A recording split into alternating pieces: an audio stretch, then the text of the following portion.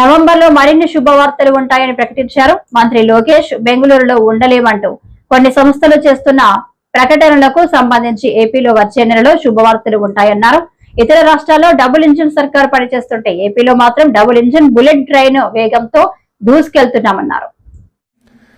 ఒక నెల తర్వాత అంటే నవంబర్లో గూగుల్ ప్రతినిధులు వచ్చి గౌరవ ముఖ్యమంత్రి గారిని ఇదే హాల్లో వాళ్ళు కూడా కలుస్తాం జరిగింది. అక్కడ మేము చర్చించినప్పుడు ప్రత్యేకంగా ఆంధ్ర రాష్ట్రంలోనే చట్టాలు సవరణ కాకుండా దేశంలో ఉన్న కొన్ని చట్టాలని సవరణ తీసుకురావాలి, కొన్ని అంశాలపైన క్లారిటీ కావాలని వాళ్ళు ఆనాడు కోరటం కూడా జరిగింది. అది నేను స్వయంగా అశ్విని వైష్ణవ్ గారిని కలిసినప్పుడు కూడా ఆయన దృష్టికి తీసుకెళ్లాను. ఆయన వర్క్ చేశారు. గౌరవ ముఖ్యమంత్రి గారు, ఫైనాన్స్ మంత్రి నిర్మలా సీతారామన్ గారు కూడా అనేక మార్లు కలిసారు ఈ అంశం పైన. గౌరవ ప్రధానమంత్రి గారిని ఒక గూగుల్ పెట్టుబడిపైనే 2 సార్లు కలిసి డీటెయిల్స్ అన్ని గౌరవ ప్రధానమంత్రి గారితో చర్చించారు. కనుకనే చర్చించిన తర్వాత అక్కడ అవసరమైన చట్టాల సవరణ కూడా చేశాం. దానివల్లనే ఒక ఇంత పెద్ద ఇన్వెస్ట్మెంట్ భారతదేశానికి, భారతదేశంలో ఆంధ్ర రాష్ట్రానికి వచ్చింది. ఇంతేకాకుండా దీనికల్లా అనేక మంది అధికారులు పనిచేశారు. మా ఐటీ సెక్రటరీ భాస్కర్ గారు కానివ్వండి, గౌరవ ముఖ్యమంత్రి గారి ఆఫీస్లో కార్తిక మిశ్రా కానివ్వండి, వీళ్ళందరూ కలిసికట్టుగా పనిచేసి ఎందుకంటే ఇది బయటకు వస్తే ఇతర రాష్ట్రాలతో కూడా మనం పోటీ పడతాం, వాళ్ళు ఎక్కడ పట్టుకెళ్తారనే చాలా అండర్ ద ర్యాప్స్ పెట్టి ఒక కాంక్రిటైజ్ అయ్యే వరకు ఎక్కడ మనం మాట్లాడతాం కూడా జరగలేదు. చాలా జాగ్రత్తగా చేసుకుంటూ వచ్చి నర్చర్ చేసి ఈ ఇన్వెస్ట్మెంట్ని విశాఖపట్నానికి తీసుకొస్తాం జరిగింది.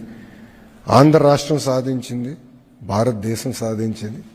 ఇది ఒక మాటలో చెప్పాలని అందరం గర్వపడాల్సిన అవసరం ఉంది. ఈరోజు మీరు ప్రపంచంలో ఎక్కడ చూసినా, పేపర్లు ఎక్కడ చూసినా కూడా భారతదేశం గురించి మాట్లాడుతున్నారు. ఈరోజు లార్జెస్ట్ ఇన్వెస్ట్మెంట్ ఇట్లా వచ్చింది, ఎలా వచ్చిందని నాకు చర్చ జరుగుతుంది.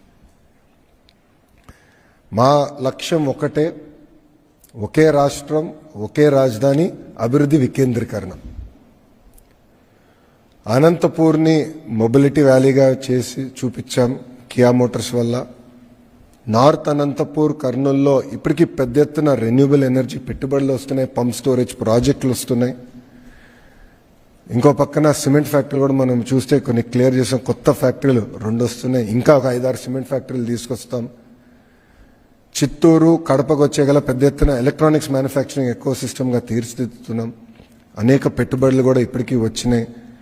నెల్లూరు జిల్లా మీరు చూస్తే శ్రీ సిటీ గ్రేటర్ ఎకో సిస్టంలో కూడా అనేక పెట్టుబడులు ఈ ప్రభుత్వ అధికారులకు వచ్చిన తీసుకొచ్చాం.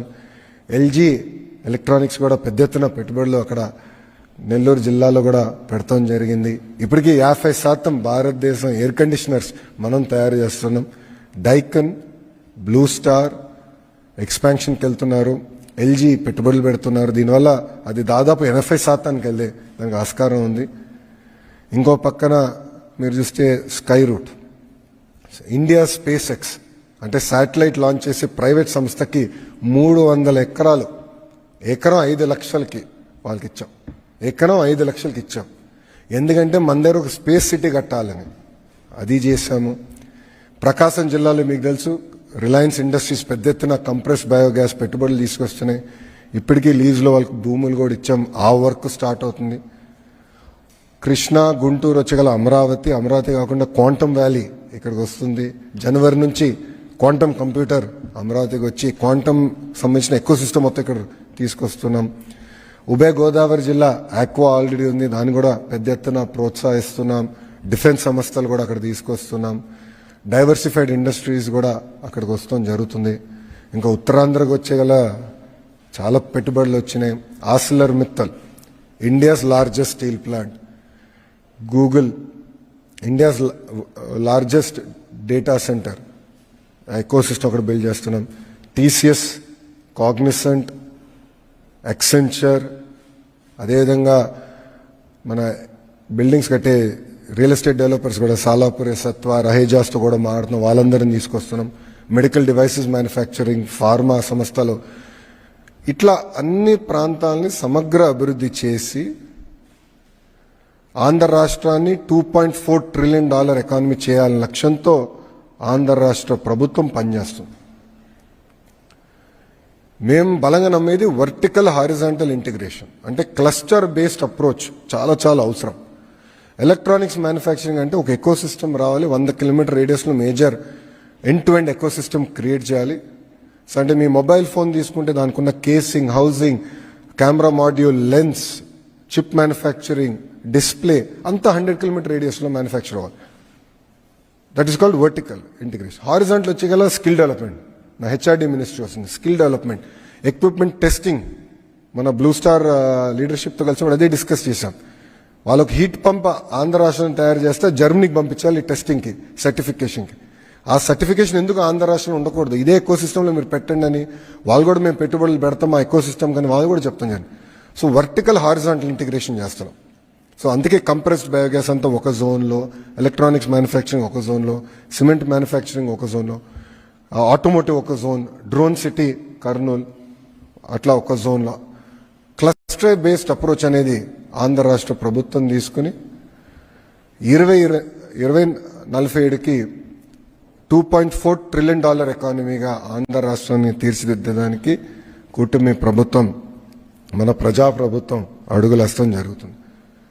ఇంకా విశాఖపట్నానికి వచ్చేగల మా లక్ష్యం ఒకటే, గ్రేటర్ విశాఖపట్నం ఎకనామిక్ కారిడార్ని $1 ట్రిలియన్ ఎకానమీ చేయాలి. 1 ట్రిలియన్, 2.4 ట్రిలియన్లో 1 ట్రిలియన్ అక్కడ ఎకనామిక్ యాక్టివిటీ చేయాలని. హైదరాబాద్కి 30 సంవత్సరాలు ఏదైతే పట్టిందో అది 10 సంవత్సరాలు విశాఖపట్నం చేసి చూపించే లక్ష్యంతో ప్రజాప్రభుత్వం పనిచేస్తుంది. దానికోసం విశాఖపట్నం ఎకనామిక్ కారిడార్ అని నామకరణం చేసి దానికి ప్రత్యేకంగా అధికారులను కూడా నియమించి ఇంటిగ్రేటెడ్ ప్లానింగ్, అంటే ఎయిర్పోర్ట్స్ కానివ్వండి, రైల్వేస్ కానివ్వండి, రోడ్స్, ఎడ్యుకేషన్ కానివ్వండి, కంపెనీలు ఎక్కడ రావాలి, ఎట్లా మొత్తం జోన్ ప్లానింగ్ చేయాలి. ఎట్లయితే గతంలో చంద్రబాబు నాయుడు గారిని హైదరాబాద్ని ఎట్లయితే ప్లాన్ చేశారో ఆ అప్రోచ్ తీసుకుని best in class, world class planning చేయాలి. ఒక పక్కన విశాఖపట్నంలో, అమరావతి ఈ రీజన్ రెండోది, మూడోది రాయలసీమ ఎకనామిక్ కారిడార్. ఇట్లా 3 స్పెసిఫిక్ ఎకనామిక్ కారిడార్స్ చేయాలనేది గౌరవ ముఖ్యమంత్రి గారు నిన్న ఆయనతో తిరిగి వచ్చినప్పుడు కూడా ఆయన చాలా క్లారిటీ ఇచ్చారు. ఇంతేకాకుండా మీరు చూస్తే స్పీడ్ ఆఫ్ డూయింగ్ బిజినెస్లో ఈరోజు ఆంధ్ర రాష్ట్రం నంబర్ 1గా నిలబడుతుంది. మేము ఎంఓఈల పైన కూడా సంతకాలు పెట్టట్లేదు, మేము టైం వేస్ట్ చేస్తున్నాం, మేము ఇమీడియట్గా ఎగ్జిక్యూషన్కి వెళ్తున్నాం. ఆర్సిలర్ మిత్తల్తో ఇప్పటికి మాకు ఎంఓయూ లేదు.